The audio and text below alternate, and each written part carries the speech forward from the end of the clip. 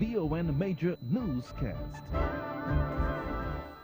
Good evening, I am Tashwan Tyson in with your VOA Image News package for today, Tuesday, 14 January 2020. In our lead stories, nationally, ECCB Governor commends police for efforts towards continued financial security, and ECSC opens new law year. Regionally, new committee to get Jamaicans earthquake ready. Internationally, House to vote on sending Trump impeachment articles to Senate. And in sports, Warner and Finch hit hundreds as Australia thrashed India by 10 wickets in ODI. We'll have the details needed on our stories after this message.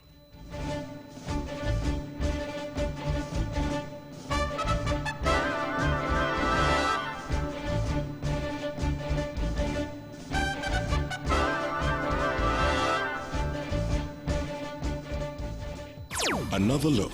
Different from how you've seen it before. Another look. Takes an in-depth look into business, politics, science, technology, religion, and more. Another look. Featuring documentaries from the BBC, regional features, and local ones too. Another look. Every Monday at 3 p.m. on the Eastern Caribbean's powerhouse, Vaughan.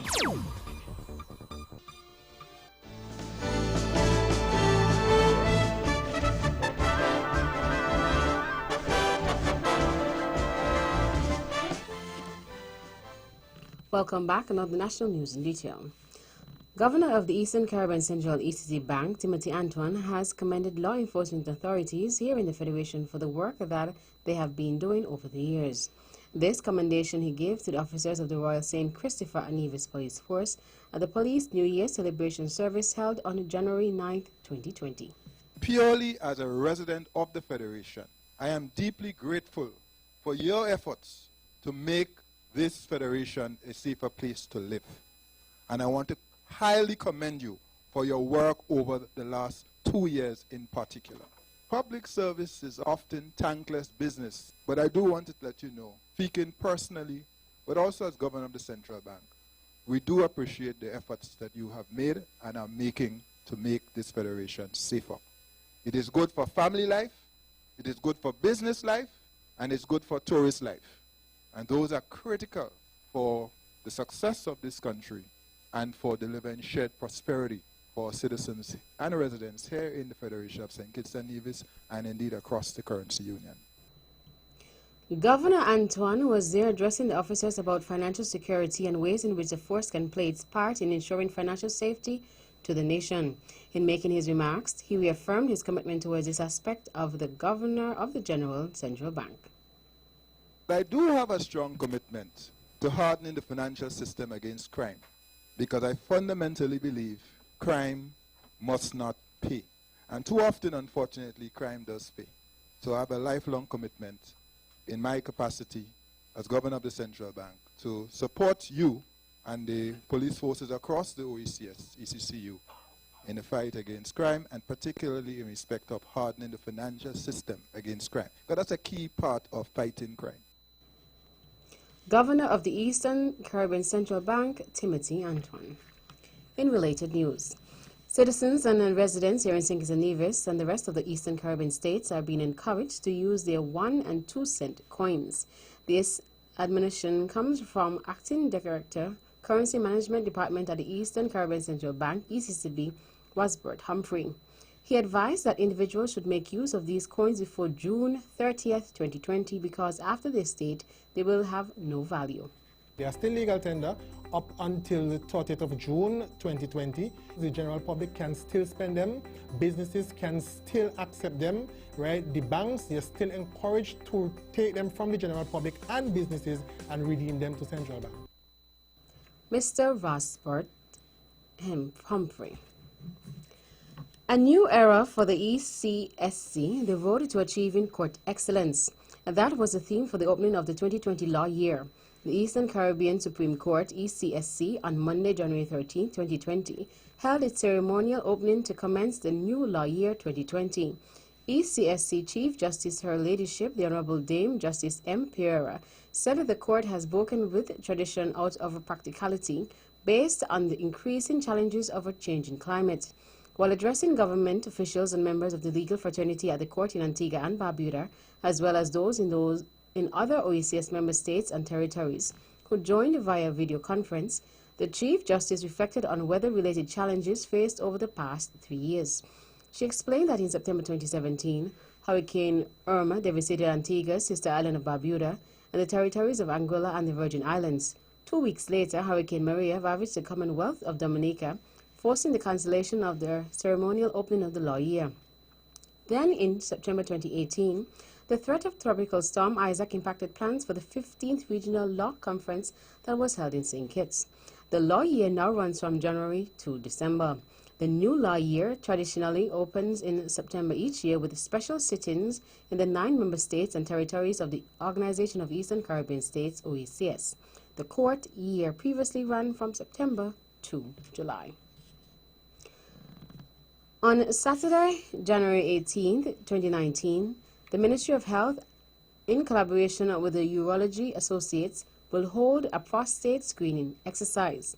The VON Newsline spoke to coordinator of the prostate screening and assistant matron at the Alexandra Hospital, Mrs. Jessica Scarborough, about the beginnings of the initiative through to today.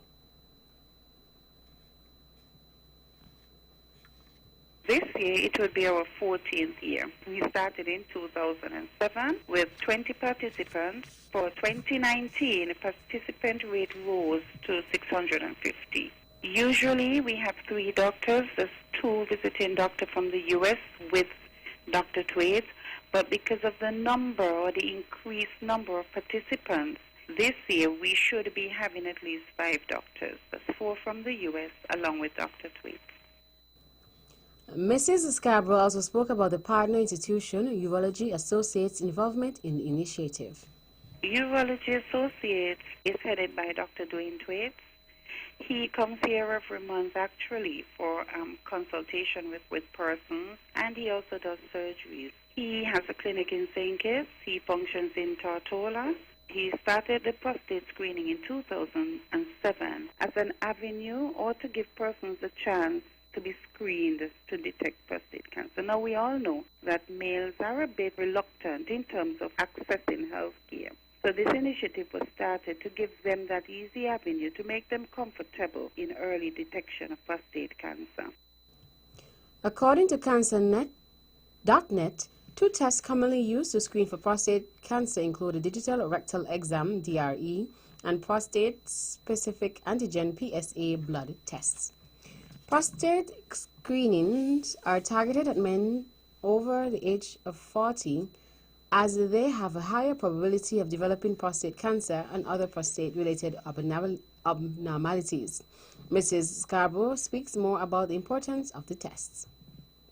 It enables a person to detect prostate cancer in its early stage. Once it's detected in its early stages, the chances of you being cured of prostate cancer is much higher than if it's detected in the late stage. Coordinator of the prostate screening and assistant matron of the Alexandra Hospital, Mrs. Jessica Scarborough. The testing will be held at the occasion's Penny's Estate, Nevis, with registration beginning at 6 a.m. The cannabis industry should be built out primarily for the benefit of the local people. That's a view that the chairman of the Cannabis Core Committee, Dr. Wycliffe Byrne, who is a regional expert on cannabis, has. Dr. Byrne said he understands that foreign input in the creation of such an industry is crucial, but noted that in terms of dominating the industry and getting all of the benefits, I think the benefit should accrue to the local people. Prime Minister and Minister of National Security, Dr. Honorable Timothy Harris, stressed that the interest of locals, particularly the Rastafarian community, will be protected in the establishment of a national cannabis industry. Dr. Baird said that the Cannabis Core Committee has since completed its work and has made several recommendations to the St. Kitts Nevis government. Members of the Cannabis Core Committee were drawn from the critical stakeholder groups such as the Christian Council, the Rastafarian community, the Chamber of Industry and Commerce, the youth, the Office of the Attorney General, and a number of cannabis experts. Prime Minister Dr. Honorable Timothy Harris extended his sincere congratulations over the weekend to the President of the Republic of China, Taiwan, Her Excellency Dr. Tsai Ing-wen, who was re-elected in a landslide on Saturday, securing a second term and settling a new record in Taiwan's elections with roughly 8.2 million votes. In a letter addressed to President Tsai Ing-wen, Prime Minister Harris said, "On behalf of the government and the people of the Federation of St. Kitts and Nevis, it gives me great pleasure to extend heartfelt felicitations to you, Vice President-elect Late Chi Tay, and the Democratic Progressive Party on your decisive victory at the polls." In congratulating her on being re-elected to a second term, the Prime Minister said in his correspondence that he wished to assure President Tsai Ing-wen that the government and people of St. Kitts and Nevis attach great importance to its friendship with the Republic of China, Taiwan, and as such, we remain committed to strengthening this unparalleled bond in the years to come. Her Excellency Tsai Ing-wen made history as the first female president of the Republic of China, Taiwan. She was sworn in as the 14th term president on May 20th, 2016. Meanwhile, the leadership of the St. Kitts Nevis Labour Party congratulated Her Excellency Tsai Ing-wen on her decisive victory in the polls. The party stated that her re-election is a victory for democracy and extended good wishes for a successful and progressive term in office.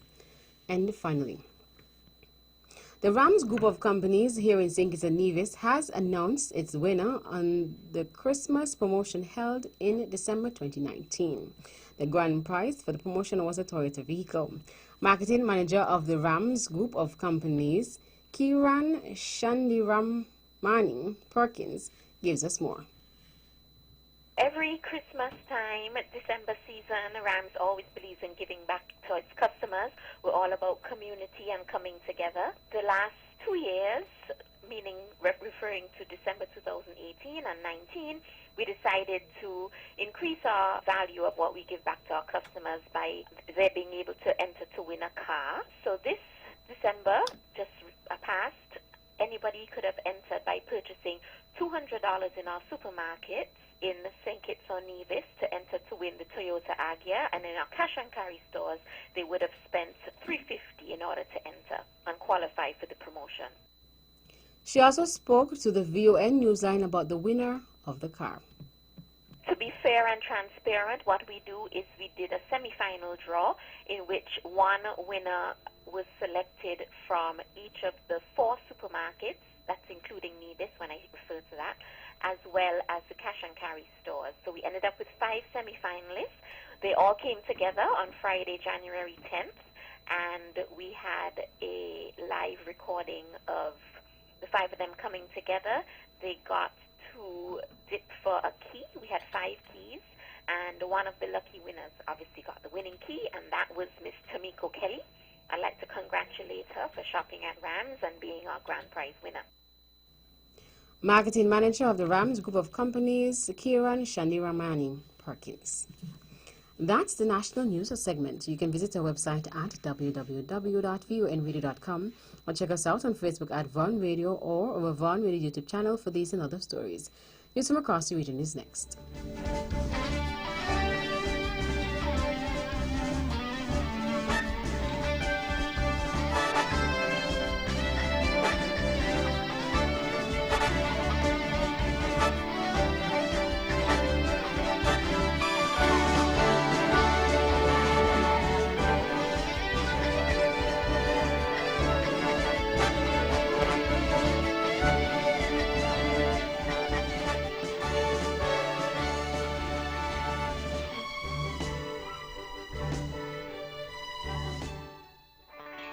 Bank of Nevis, we know you have your personal as well as your business needs, and we're here to help. Our knowledgeable staff will work with you to help you achieve the financial success that you or your company needs in a competitive market. We offer solutions to make your banking experience easier, like our savings and checking accounts. Be sure to ask about our youth savers accounts and our Bank of Nevis Go Club. We offer a wide range of personal loans, including mortgage, land, student, auto, and consumer loans. Have access to your funds instantly with our BeOnline internet banking and our debit and credit cards. We make international banking and investing easy. How's your business? Give it the leverage it really needs by letting the Bank of Nevis assist you with all the necessary funding for all your business expenses. It's that easy. What are you waiting for? The Bank of Nevis Limited, improving the quality of life. Like us on Facebook at www.facebook.com/The Bank of Nevis.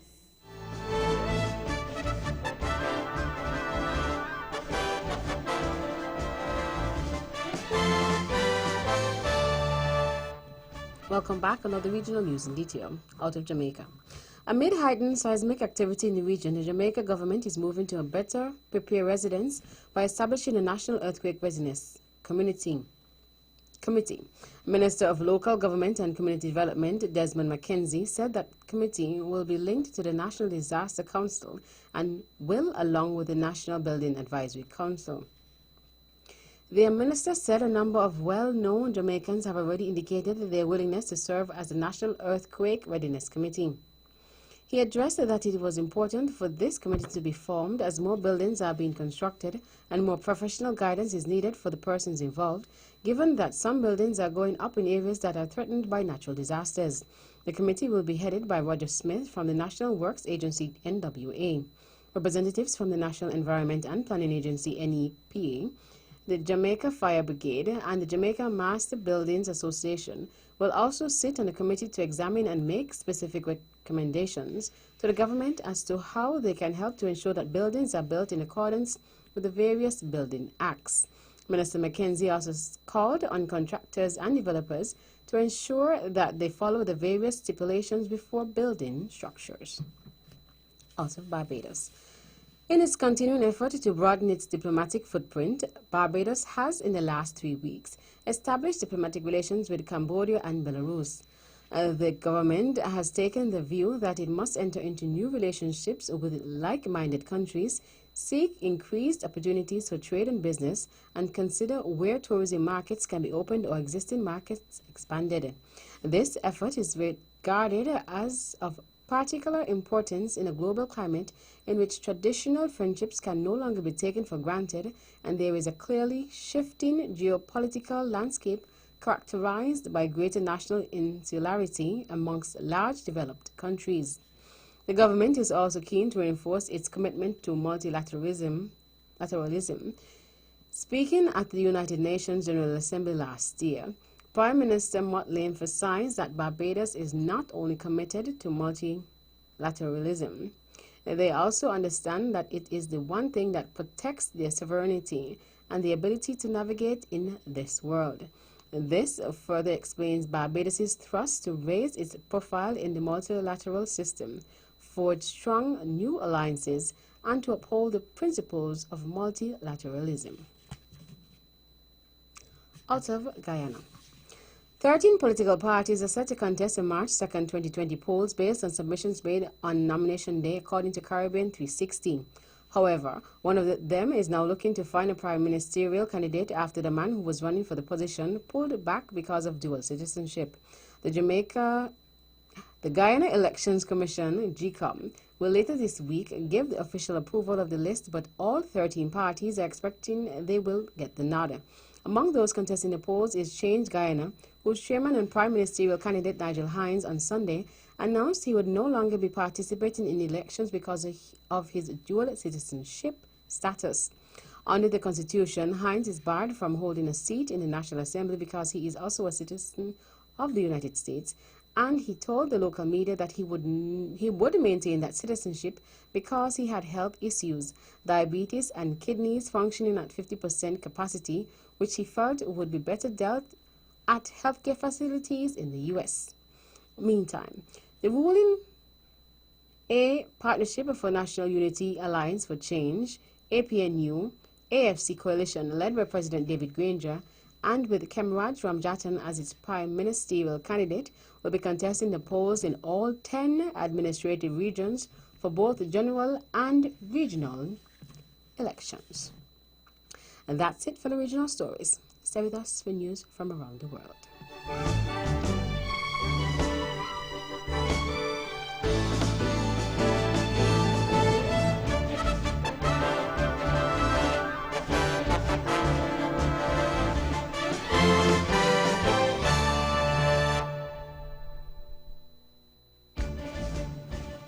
Welcome back. Another international news in detail. The U.S. House of Representatives will vote on Wednesday on sending articles of impeachment against President Donald Trump to the Senate, Democrats say. House Speaker Nancy Pelosi told fellow Democrats she would also name the House managers who will prosecute the case against Mr. Trump in the Senate trial. Mrs. Pelosi has been withholding the articles of impeachment in a row with Republicans over allowing witnesses. Mr. Trump was impeached by the Democratic-led House last month. He is accused of abuse of power and obstruction of Congress. He denies trying to pressure Ukraine to open an investigation into his would-be Democratic White House challenger, Joe Biden. The Prime Minister of Sudan's transitional government sought to reassure his jittery country on Tuesday after quelling a brief armed mutiny from within the state's security apparatus. Sudan's intelligence agency said rogue officers fired live rounds into the air to express their objections to what they considered unfair severance pay and to demand better financial compensation. The statement on Twitter said the dispute was related to the reorganization of the country's security apparatus amid an ongoing transitional period. More in this BBC report.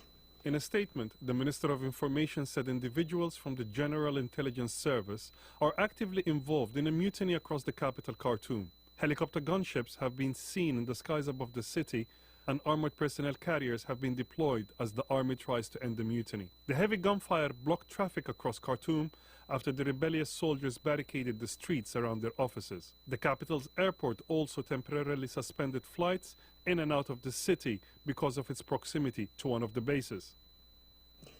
European powers have triggered a formal dispute mechanism over Iran's breaches of key parts of the 2015 nuclear deal, a move that could spell its end. Iran has gradually lifted all limits on its production of enriched uranium, which can be used to make reactor fuel but also nuclear weapons. It has said it is entitled to do so in response to sanctions reinstated by the U.S. when it abandoned the deal in 2018. France, Germany and the UK said they did not accept Iran's argument.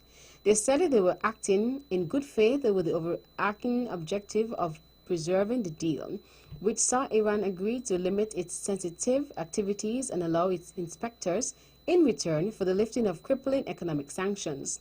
The BBC's Damien Grammaticus reports.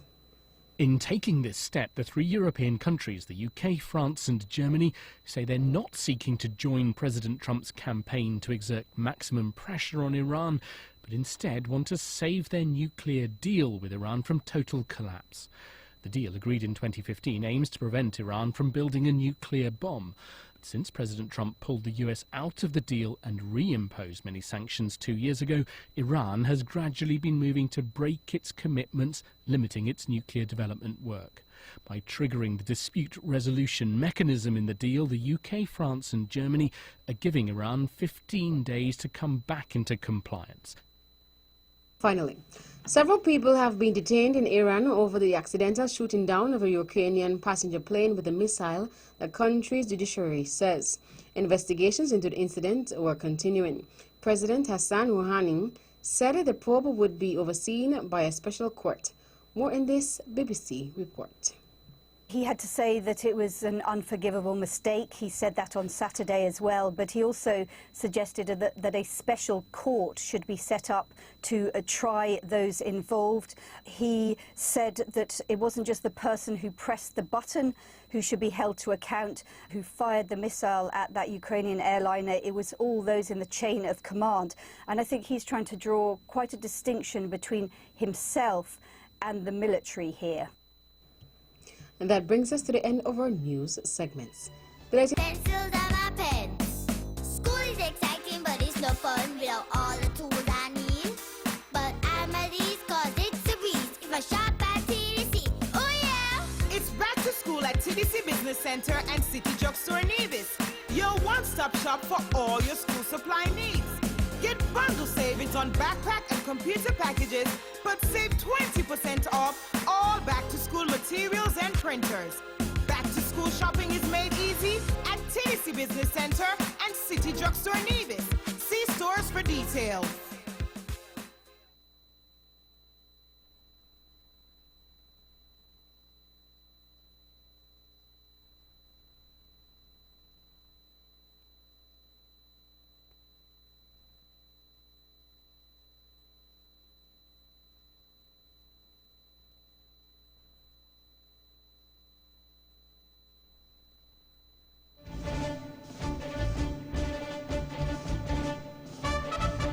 Welcome back. Another sports in detail. In cricket, David Warner and Aaron Finch both struck unbeaten centuries as Australia hammered India by 10 wickets in the first one-day international in Mumbai. Warner's unbeaten 128 and 110 not out from captain Finch took the tourists to their target of 256 with 78 balls to spare. India had earlier been bowled out for 255 with Mitchell Starc claiming 3 for 56. Australia leads the three-match series 1-0 with the second game in Rajkot on Friday. It is the first time Australia has beaten India by 10 wickets in an ODI and the first time India has been on the receiving end of such a defeat since 2005. Summarized score: India 255 all out, Australia 258 without loss. Warner 128 not out, Finch 110 not out. Australia won by 10 wickets, leads three-match series 1-0. In athletics, women's marathon world record holder Bridget Kosgei says she is looking forward to defending her title at this year's London Marathon. Organizers announced the 25-year-old Kenyan's inclusion on Monday. Kosgei broke Britain Paula Radcliffe's 16-year-old record at the Chicago Marathon in October. She said, "Last year was an incredible year for me and it started by winning in London. Coming back will be very special."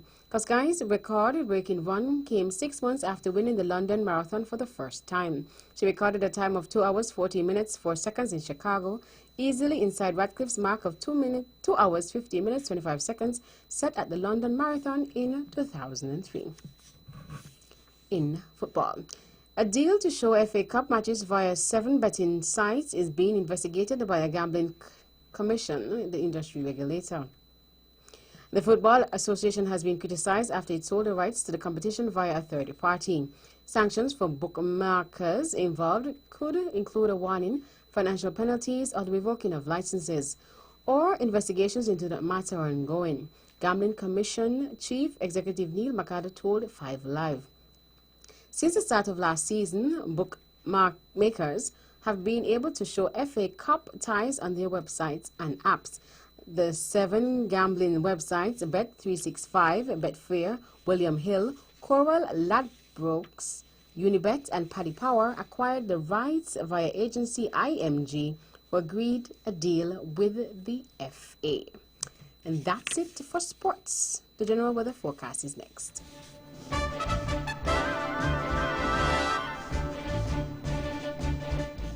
Welcome back. Another look at weather forecast for St. Kitts and Nevis. Weather tonight will be partly cloudy to cloudy with a 70% or a high chance of showers. Weather tomorrow will be partly sunny with a 50% or a moderate chance of showers, mainly before midday. Winds are east with speeds ranging between 22 to 37 kilometers per hour or 12 to 20 knots, with gusts during showers over elevated terrains and over open waters. Seas are 1.8 to 2.8 meters or 6 to 9 feet, with northeast swells averaging 1.5 meters to 5 feet. A small craft warning for small craft operators remains in place until midday, after which it will be replaced by a small craft advisory for the rest of the period. Also, a high surf advisory remains in effect for beachgoers against dangerous breaking surfs. Sunrise tomorrow will be at 6:44 a.m. And that's our wrap up the Major News package for today, Tuesday, 14th January 2020. Before we go, let's take a look at the headlines once again. Nationally, ECCB Governor commends police for efforts towards continued financial security, and ECSC opens new law year. Regionally, new committee to get Jamaicans earthquake ready. Internationally, House to vote on sending Trump impeachment articles to Senate. And in sports, Warner and Finch hit hundreds as Australia thrashes India by 10 wickets in ODI. Before we go, the following is an important notice from NEVLEC. The Nevis Electricity Company Limited, NEVLEC, would like to advise the public that electricity has been restored island-wide. NEVLEC would like to thank all affected by the previous outages for their patience during the process. And on behalf of the rest of the news team, I am Tashwan Tyson, wishing you a pleasant evening.